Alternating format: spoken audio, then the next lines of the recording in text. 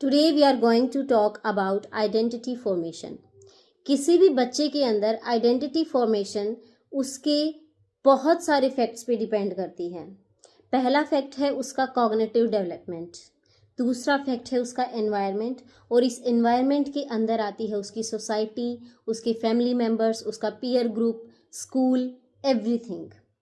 हर एक चीज़ social, cultural, ठीक है, हर एक चीज़ उसकी फिजिकल हेल्थ, उसकी मेंटल हेल्थ, उसकी आइडेंटिटी फॉर्मेशन पर असर डालती है।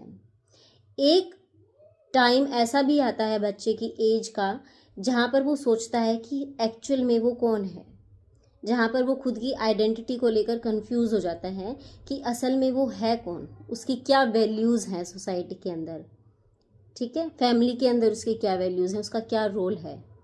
आपके बच्चे को भी ऐसा लगेगा, एक एज ऐसी आती है जिसमें हम सोचते हैं कि सोसाइटी हमारे बारे में क्या सोचती है, हम क्यों हैं यहाँ, ठीक है। सो यहाँ पर हमें गौर करने वाली बात क्या है कि एक बच्चे के अंदर कैसी आइडेंटिटी बनेगी, उस पर एक फैमिली का, उसके पीयर ग्रुप का, उसके एनवायरनमेंट का बहुत असर पड़ता है।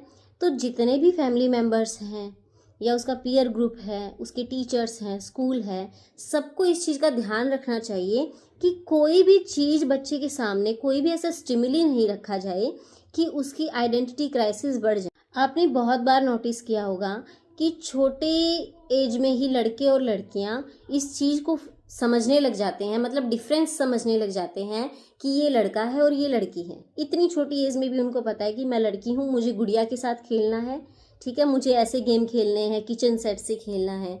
बच्चे को, लड़की को पता चल जाता है कि मैं लड़का हूँ, मुझे कार के साथ खेलना है।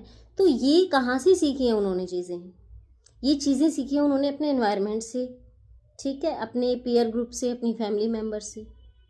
उनको शुरू से, अब वो जब जैसे जैसे बड़े होते जाते हैं तो लड़कों के अंदर एक मेंटेलिटी ग्रो हो जाती है कि नहीं, मैं तो लड़का हूँ, मैं झाड़ू नहीं लगा सकता, मैं खाना नहीं बनाऊँगा, ये तो लड़कियों का काम होता है। तो ये आइडेंटिटी उनके अंदर कैसे डेवलप हुई? क्योंकि उन्होंने ऐसा देखा, ऑब्जर्व किया अपनी फैमिली को, अपनी सोसाइटी को, और उनके कॉग्निटिव जो सेंस है उसने ये चीज़ तय कर ली कि अच्छा ऐसा होता है, लड़के ये काम करते हैं, लड़कियां ये काम करती हैं।